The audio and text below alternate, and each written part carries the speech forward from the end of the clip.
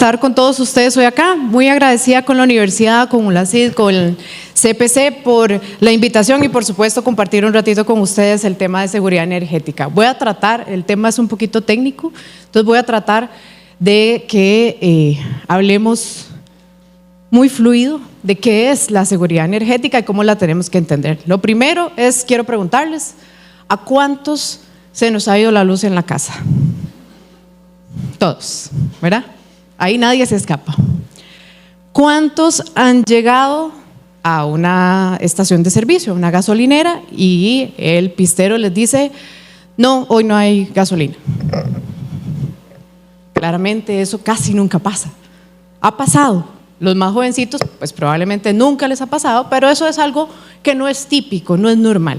Cuando hablamos de seguridad energética tenemos que considerar los dos elementos, no solo lo que es electricidad, sino también lo que es combustibles. Entonces hoy vamos a hablar un poquito de esos dos temas.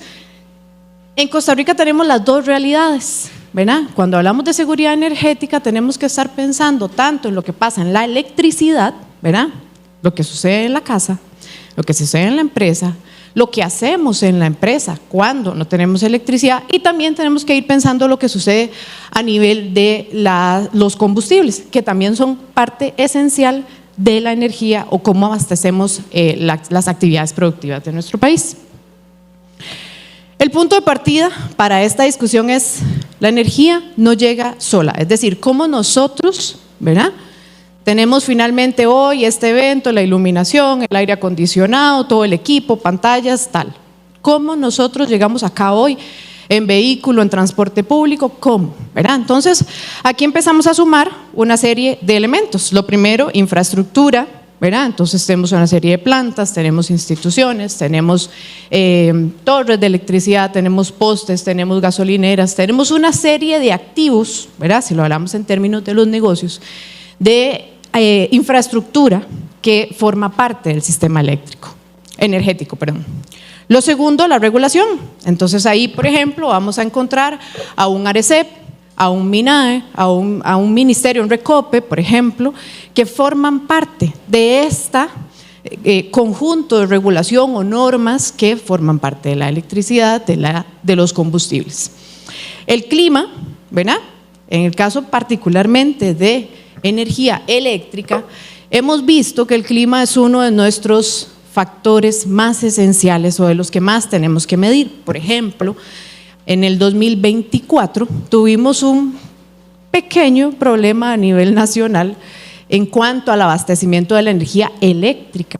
Y recordarán ustedes que salía por las noticias que así iba a haber un racionamiento, que así se iba a ver la electricidad, y Fuerza y Luz, los que somos acá un poco más del gran área metropolitana, nos mandaba unos avisos, ¿verdad? En tales zonas no va a haber energía eléctrica. Bueno, ese racionamiento en ese momento se dio justamente porque había un tema climático, ¿verdad?, que nos estaba incidiendo.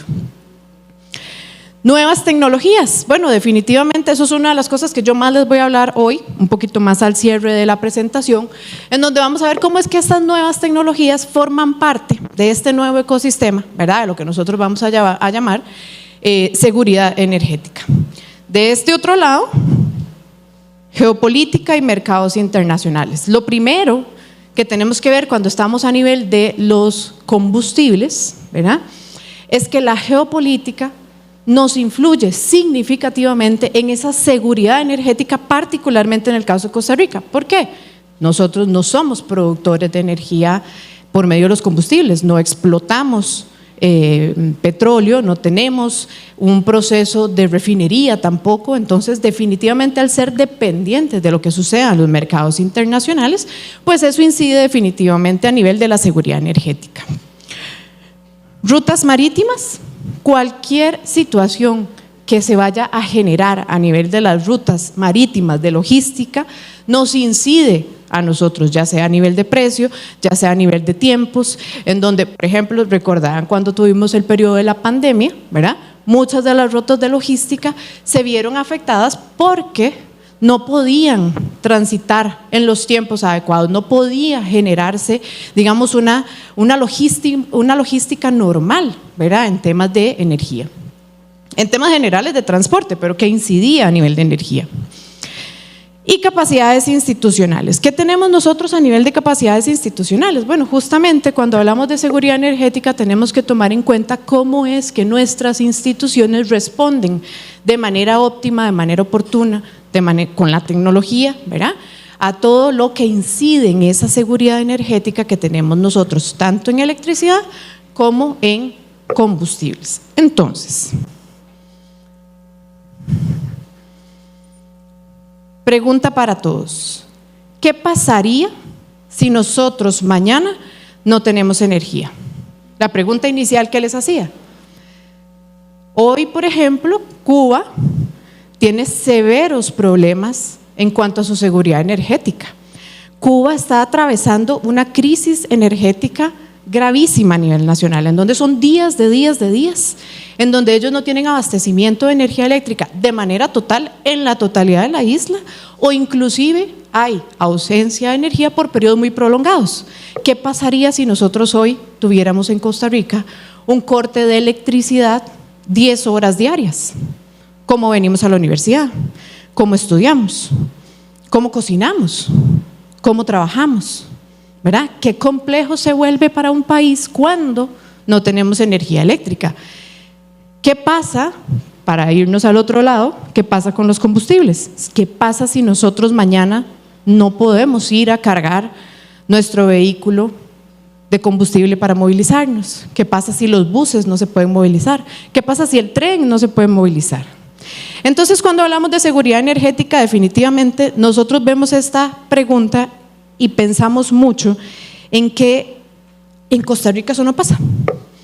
Aquí se va la electricidad, un periodo corto, el ICE, Fuerza y Luz, la empresa de servicios públicos de Heredia, típicamente nos avisan.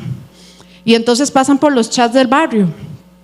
Mañana no hay luz para que tomen las medidas, todo el mundo haciendo ensalada de caracolitos para almorzar al día siguiente. Entonces, sobrevivimos porque ya sabemos que lo que vamos a tener de una ausencia de energía es un periodo cortito, 8 horas, un ratillo, y ya después todo sigue normal, ¿verdad?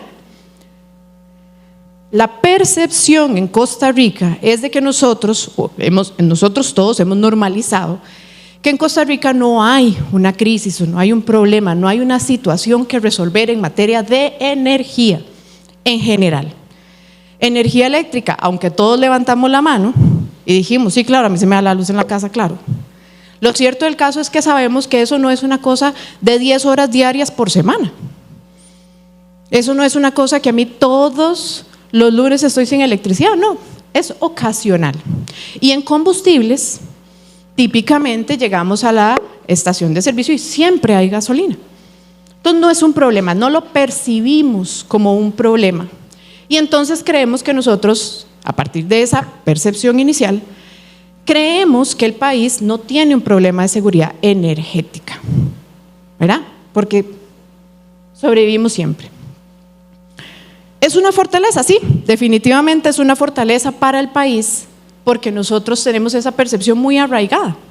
Sin embargo, esa fortaleza que tiene el país de que siempre tenemos electricidad, siempre tenemos combustibles, o relativamente con frecuencia están ambos, ¿verdad?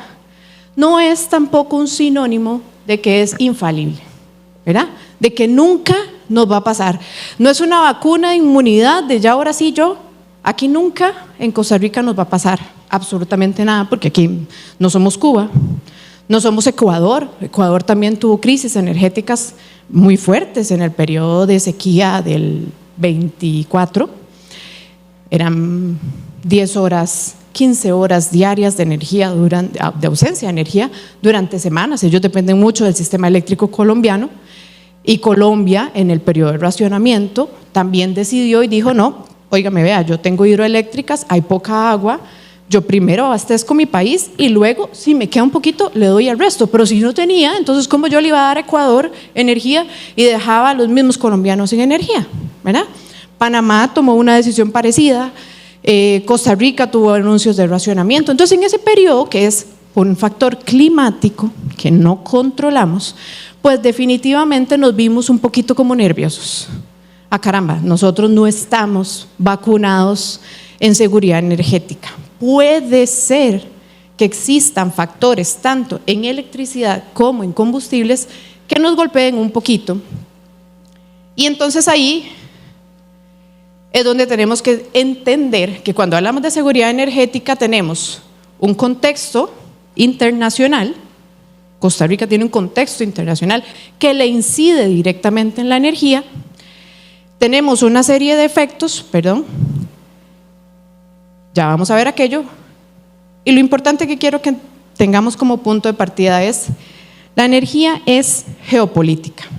Entonces, cuando estamos en negocios, cuando estamos en empresas, cuando estamos estudiando para ser profesionales en negocios, definitivamente nos toca echar una mirada hacia afuera y decir qué está pasando en los otros países para yo poder determinar si lo que está pasando por allá, en Medio Oriente, si lo que está pasando por allá en Rusia, si el conflicto de Ucrania, si lo que está pasando con Estados Unidos y China, pues claramente yo no soy de política internacional, pero lo cierto del caso es que todo aquello que se está dando por allá incide a nosotros en energía.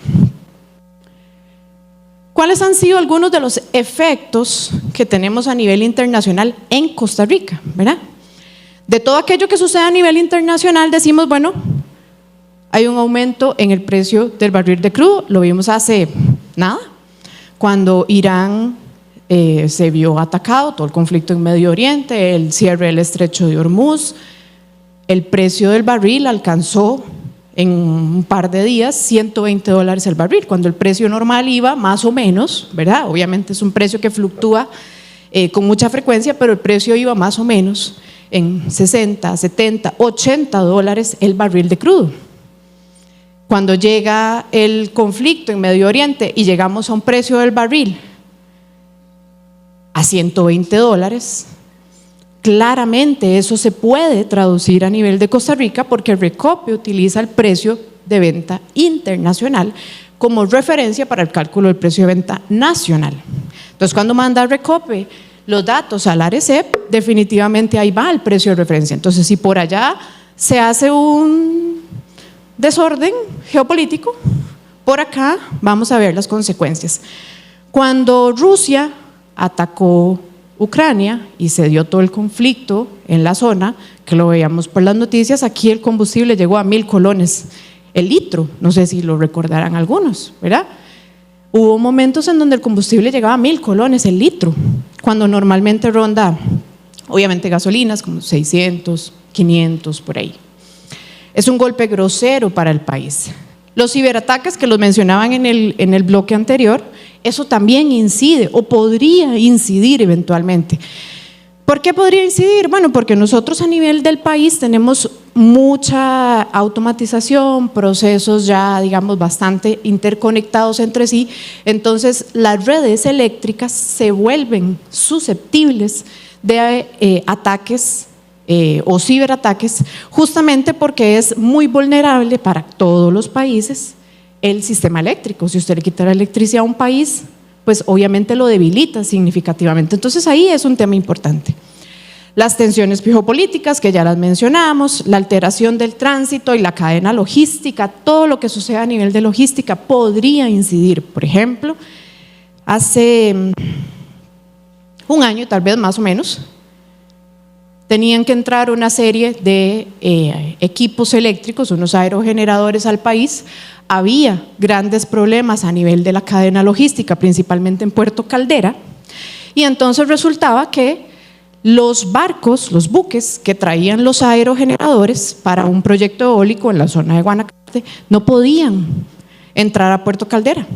Y entonces el buque por allá las semanas y no podía entrar.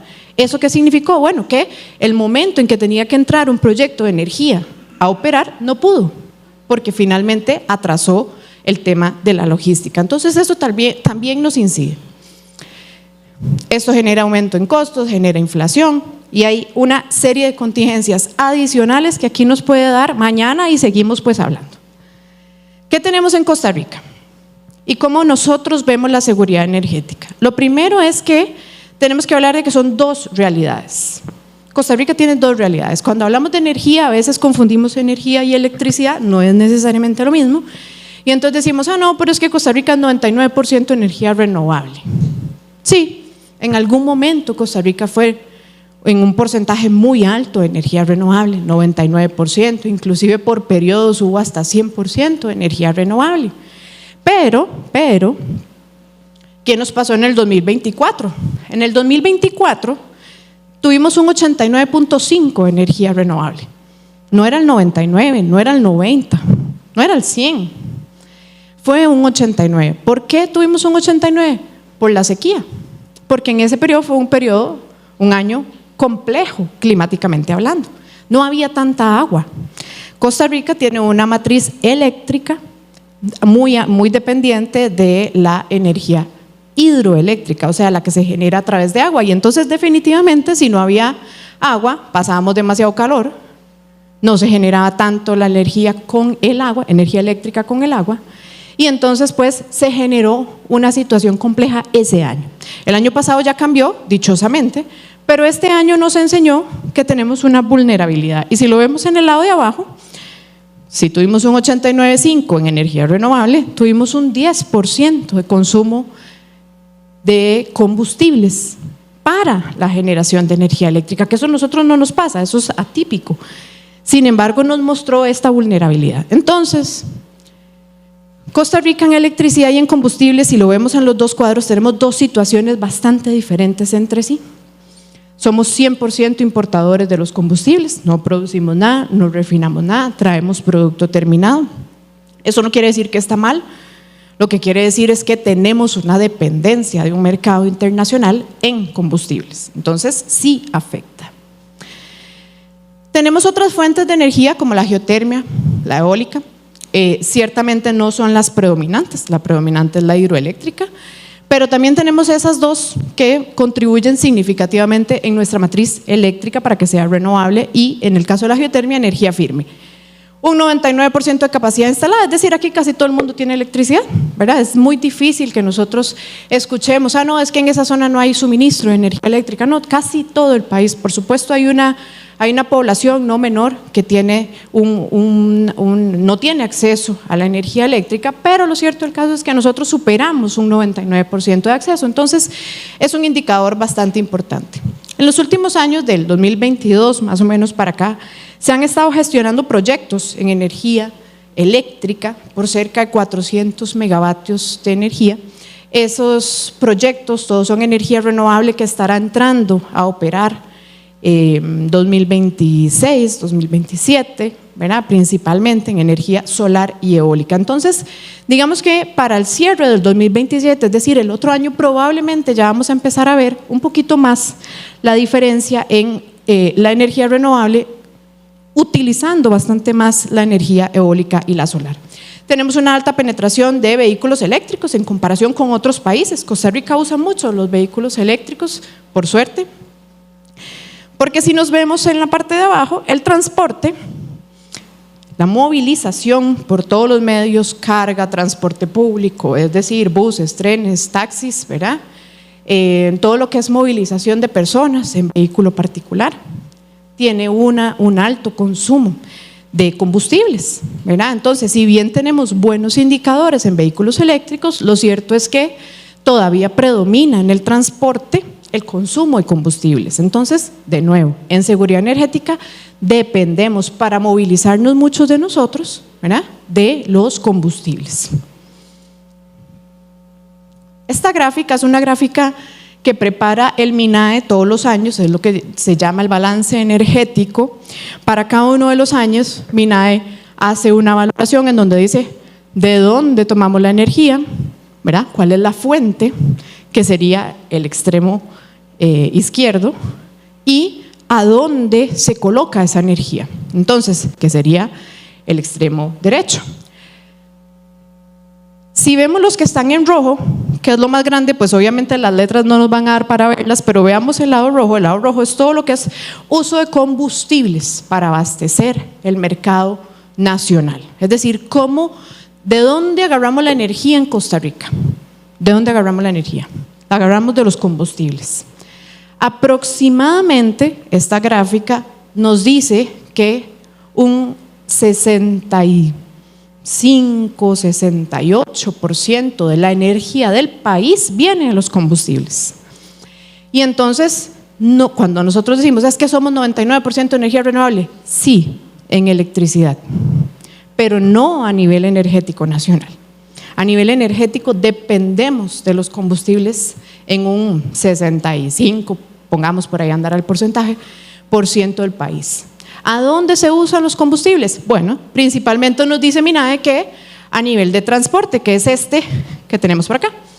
Este es el transporte. Entonces, transporte, el sector industrial que está por aquí también utiliza combustibles, pero en una menor proporción, principalmente GLP, gas. Pero lo cierto del caso es que entonces cuando vemos el país decimos, fue puchica, como que entonces aquello que está pasando por allá en Ucrania y en Rusia y en Medio Oriente de pronto como que sí es importante para mí. Porque si mi país se mueve en un 65% con combustibles, entonces definitivamente no podemos ser omisos en nuestros negocios, ¿verdad?, de lo que está pasando allá. Y este es un factor que incide muchísimo en la competitividad, que es lo que estamos hablando hoy. ¿Qué pasa con la regulación? A nivel de regulación tenemos un par de grandes grupos de normas que se están trabajando a nivel de Asamblea Legislativa. En aquel extremo, el proyecto de ley de armonización del sistema eléctrico nacional, que es una reforma significativa a varias condiciones y variables del sistema eléctrico nacional. Es un proyecto de ley, no es una ley aún, pero tiene un importante nivel de avance, se vio a nivel de la Comisión de Energía. Y en este otro extremo lo que podemos ver es algunas leyes que ya se emitieron en los últimos años, 2018, 2022 principalmente, una que tiene que ver con vehículos eléctricos, otra que tiene que ver con recursos energéticos distribuidos, que es lo que yo les voy a hablar ahorita al cierre, y finalmente otra que tiene que ver con zonas francas. En estos tres grandes grupos, ¿verdad?, vehículos eléctricos, recurso energético distribuido y zonas francas, es donde hemos visto que a nivel político, es decir, Asamblea Legislativa ha enfocado sus esfuerzos con leyes nuevas. ¿Qué es lo que nos dice esto? Bueno, nosotros a nivel de energía y las empresas ya no solo tienen que preocuparse con la geopolítica, con el tema climático, con lo que está pasando a nivel de logística, a nivel internacional, sino que también tenemos que ver a nivel nacional lo que están haciendo la Asamblea Legislativa, la ARECEP, los ministros, en función a la energía. ¿Por qué? Porque seguridad energética es un tema de continuidad. ¿Cuánta energía tenemos nosotros disponible de manera continua? ¿Cuánta energía tenemos disponible de manera continua y a un buen precio o un valor, ¿verdad?, que sea accesible? Entonces, los recursos energéticos distribuidos, que es un poco la ley 10.086 que les menciono en la segunda imagen, definitivamente es una respuesta empresarial que nosotros podemos implementar definitivamente para mejorar y para tener una estrategia clara de frente a lo que es la seguridad energética. Ya les voy a contar. Los recursos energéticos distribuidos son varios, ¿verdad? La ley establece varios recursos energéticos distribuidos, pero hoy los más importantes, y son los que les quiero comentar, es generación distribuida, que es generación de energía para autoconsumo. Típicamente todos la conocemos como los paneles solares que ponemos sobre el techo, ¿verdad?, o sobre las industrias, o que vemos a nivel de piso, pero que son paneles solares que aprovechan el recurso solar para generar energía para mí, para mi casa, para mi industria, para mi comercio, para mí, ¿verdad? Es para autoconsumo. Y luego el almacenamiento, que son las baterías. Hoy tenemos una importante participación de las empresas, principalmente empresa privada de sector industrial, con implementación de baterías para poder guardar la energía. Antes, eso es un paradigma que se rompió hace pocos años, digamos, pero lo hemos visto un poco más en la práctica ahora, y es que antes no podíamos guardar la energía, pues salvo por la batería chiquitita, ¿verdad?, que usábamos para equipos pequeños. Hoy el almacenamiento de la energía, es algo que sí podemos hacer a una escala mayor. Es decir, yo puedo hoy tener una batería para mi casa en donde abastezco 4 horas de energía. Entonces, si yo en mi casa puedo poner un panel solar con un sistema de batería, pues podría abastecerme desde que sale el sol en la mañana hasta que ya no hay sol en la tarde y un poquito de horas en la noche con una batería que me pueda abastecer 2 horas, 3 horas, 4 horas, ¿verdad? Entonces yo tengo un autoconsumo por 2 elementos tecnológicos, ¿verdad?, que nos dan a nosotros un poco más de estabilidad, ¿verdad?, o atendemos la estabilidad o la seguridad energética por medio de tecnologías como los recursos energéticos distribuidos. Por supuesto no son las únicas, pero sí estos 2 componentes nos dicen, ¿verdad?, que es la forma en la que nosotros podemos generar esa resiliencia en cuanto, o resolvemos el riesgo en cuanto a aquellas variables que vimos anteriormente que sí nos inciden como país. Entonces los recursos energéticos distribuidos son una solución, ¿verdad?, que nos trae pues obviamente la tecnología. Entonces, en resumen, y para ir cerrando porque ya me quedan un par de minutitos, generación distribuida y almacenamiento, cuando lo vemos desde el enfoque de seguridad energética, no es un sustituto absoluto de la red eléctrica, es decir, tampoco vayámonos al extremo de decir ahora es que ya no ocupo al ICE y ya no ocupo a Fuerza y Luz y ya no ocupo a ninguno, porque ya yo tengo todo. Bueno, a nivel nacional esa no es una postura, digamos, tan adecuada desde el punto de vista país, ¿verdad? Individual es otra cosa, pero país no. Sin embargo, la generación distribuida sí es definitivamente un aliado. La generación distribuida es el aliado que justamente nos da seguridad energética o nos permite administrar aquel riesgo externo. Es una capa adicional de seguridad, eficiencia y flexibilidad. Flexibilidad es un concepto bastante amplio a nivel del sector eléctrico que hemos venido desarrollando en los últimos años de una manera predominante. Hoy no nos da chance de hablar de flexibilidad, pero lo cierto del caso es que el sistema eléctrico nacional se ve altamente beneficiado a nivel de la flexibilidad entre oferta y demanda. Los que ya llevaron un curso de economía se acordarán de la grafiquita de oferta y demanda, ¿verdad? Sí, por allá vi, ya lo llevo, ¿verdad?, el curso. Ese curso es clave porque justamente nos dice cómo es que se equilibra la oferta y la demanda. Y a partir de ahí, los recursos energéticos distribuidos nos dan eso, ¿verdad?, una flexibilidad al sistema eléctrico nacional. Entonces resulta que ya la tecnología no es solo para mí, no es solo para que yo la use, no es solo para que yo me beneficie, no es solo para que yo gestione mi riesgo, sino que también, o adicional, nos permite ayudarle al sistema eléctrico nacional. Para las empresas, la generación distribuida es una menor exposición a la volatilidad. ¿Cuál volatilidad? Del clima, la volatilidad del sistema eléctrico como tal, la volatilidad de las tarifas cuando estamos hablando de combustibles, por ejemplo, ¿verdad?, los 1000 colones que llegamos en el momento del conflicto con Ucrania.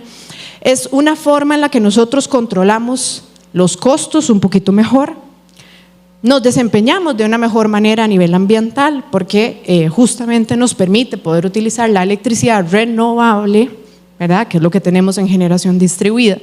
El sol es renovable, el eólico es renovable. Si ustedes se asoman aquí atrás y ven al Ministerio de Trabajo, ahí van a ver en el techo unas cositas dando vueltas. Eso es un sistema de generación distribuida, eólico, ¿verdad?, que tiene el Ministerio de Trabajo y que justamente genera energía para ellos mismos, para su propio autoconsumo. Entonces es un mejor desempeño ambiental, nos mejora la reputación con nuestros clientes, con nuestros proveedores, con nuestros asociados, con el sistema bancario. En general es un indicador muy positivo desde el punto de vista de certificaciones inclusive. Y bueno, definitivamente nos permite operar controlando las contingencias. Desde el punto de vista de las empresas del sistema eléctrico, es decir, el ICE, Fuerza y Luz o todas las empresas eléctricas, también permite mejorar el tema de demanda flexible, mejorar las cargas en ciertos circuitos que tienen mucho consumo en ese circuito, entonces baja un poquito la carga porque yo como usuaria no estoy demandando el 100% de mi energía de la red, sino que yo le digo a la empresa eléctrica, en esta hora yo no voy a consumir, voy a consumir un poco más tarde y desplazo mi carga, o del todo yo me autoabastezco por ciertos periodos, entonces le ayudo a la empresa eléctrica en ciertos circuitos que se llaman congestionados, que podrían estar muy congestionados, para que la empresa eléctrica distribuya esa energía en otros usuarios que no tienen pues necesariamente generación distribuida o almacenamiento. Reduce pérdidas técnicas que les decía y reduce un poco a nivel de inversiones que las empresas eléctricas puedan hacer o tengan que hacer a nivel futuro. Entonces, para cerrar, acá la pregunta cuando hablamos de seguridad energética no es si vamos a tener energía o no, que fue como arrancamos un poquito. ¿Vamos a tener energía? ¿No vamos a tener energía? ¿Hay energía o combustibles en las estaciones de servicio? ¿Mañana va a tener electricidad en mi casa o no? Esa de pronto no es la única pregunta que nos tenemos que hacer cuando hablamos de seguridad energética. También tenemos que ver a qué costo. Y eso también es parte de la seguridad energética. No es solo tenerla continua, sino a qué costo. Y adicionalmente, si es sostenible o no. Es decir, cómo yo desde la seguridad energética estoy también abarcando otro enfoque que es el tema más ambiental y cómo yo abastezco la energía de un país, ¿verdad? Siendo sostenible, garantizando que las próximas generaciones no vean afectado el medio ambiente por tener una producción de energía que dependa altamente de los combustibles. Entonces, definitivamente, cuando hablamos de seguridad, reiterando, no es solo si vamos a tener energía.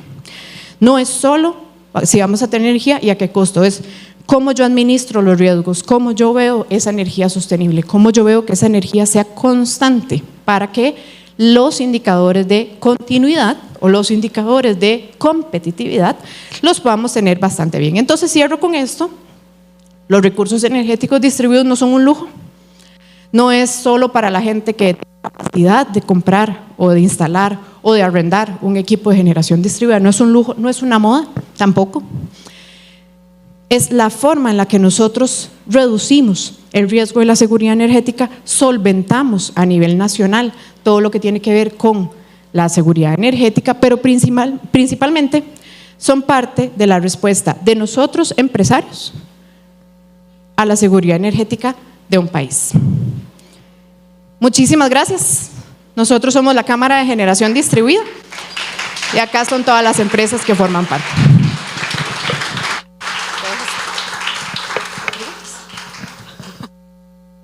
Bueno, muchísimas gracias a doña Susana por tan interesante aporte y bueno, por lo pronto vamos a hacerle un par de preguntitas porque la gente está muy interesada en aprender un poco más de este tema. La primera dice, está bastante larga, vamos a ver. ¿Está preparada la infraestructura eléctrica de Costa Rica para sostener el crecimiento proyectado en demanda, impulsado por...